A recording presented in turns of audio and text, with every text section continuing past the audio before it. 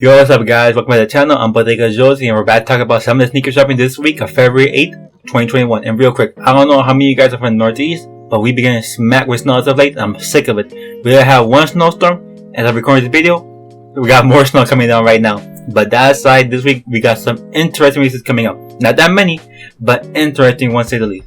And yeah, as y'all already know, release dates are always subject to change, and I may not talk about every single sneaker dropping. And one last thing before we get started. If you enjoyed the video, please make sure to leave a like on it and to click the subscribe button for more videos. And now we're all that out of the way, let's see what's dropping this week. We jumping straight into the bullshit because we got the release of the Ambush and Converse collab with 2 models dropping. And let's talk about the wild shit first. The Chuck 70s fuzzies in both a Cookie Monster blue and black colorways. And that ass, when I first saw these, I thought they were a Sesame Street collab, because the similarity between the blue pair and Cookie Monster are uncanny.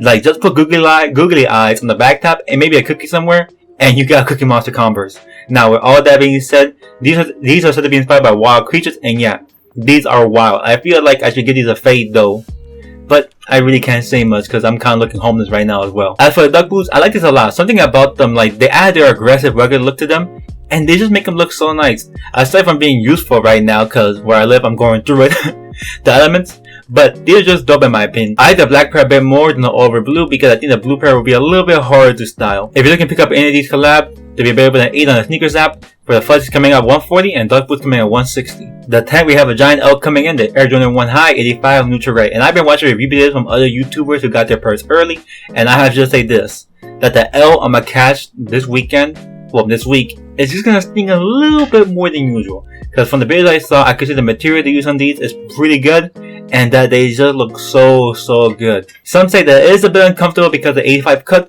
but that doesn't bother me at all. But what does bother me is that there's only 23,000 pairs made, and how much resale for these are gonna be. I might do an alpha grade for these in the future, even if I don't get them, just so I can just imagine the fits I would have pulled off with these. Just to imagine what would have been. And with the 85 cut comes a higher price point of 200 instead of a regular 170. But that's not much of a difference, so it doesn't bother me that much. Also, jumping to the 10, we got the Air Jordan 1 Trophy Room coming in retail price of 170. And now these are revamped version of the Air Jordan 1 Chicago. And it looks like more of a premium taking sneaker with the red leather having an almost glittery effect to them. The midsole being slightly yellowed, and personally my favorite detail is the slightly translucent bottom which features red and blue stars.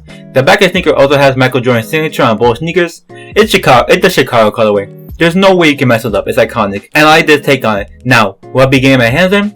Probably not, because only 12,000 pairs made, supposedly. So, I have a better chance of getting to grade than these, but I wouldn't put my bet on either of them. The next day we get the Air Jordan Clock collab with the Air Jordan 14 Low Terracotta and Air Jordan 35. Coming in a mix of brown color suede and clay color in the midsole. These are said to be inspired by Asian terracotta warrior armor plainly from China. I don't know, I love the colors on these, but I'm not taking the shoe. I was never a big fan of the Air Jordan 14. They're dope and I might go for them.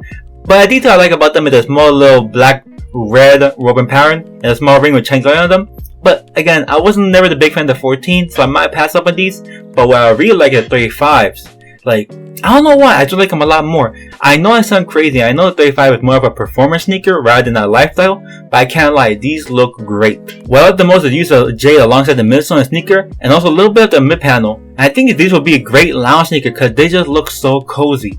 Pair of these with pair of sweat and just chill out, but both pairs are coming out the 11th, so if you want them, don't sleep. Now, last but not least, we got the Air Jordan 6 Karma on Jordan 13, the full family size run with those coming at a price point of $200 US. And I've really been wanting these to come out for a long ass time. I've been waiting, and now they're back. I need to get my hands on these ASAP. The special thing about it is that for the first time since 1999, the Karma is coming back with the Nike Air in the back, and alongside sneakers, they're also jumping on all major foot sites. So I'm be in the computer with 12 tabs open trying to secure my own pair. And now for the resale position part of the video, there wasn't much dropping this week, but what was dropping does hold up on resale value. So all the sneakers I talked about in this video will hold some resale value, except for maybe the Ambush and Converse collab. So going over the 85 neutral grades, I expect it to be around the $550-$600 price point, due to them being for the first time the return of the colorway, and also for the 85 cut. The trophy rooms I pretend to be around the 2,000, maybe even higher, because of the fact that it's just a limited release based around the Chicago colorway, as well as there have been a lot of rumors surrounding them due to the scandal of employees backdooring them, and supposedly the ones that people are getting early before the release dates aren't even the real pairs. The Clock 14s I put them around the middle 300s, which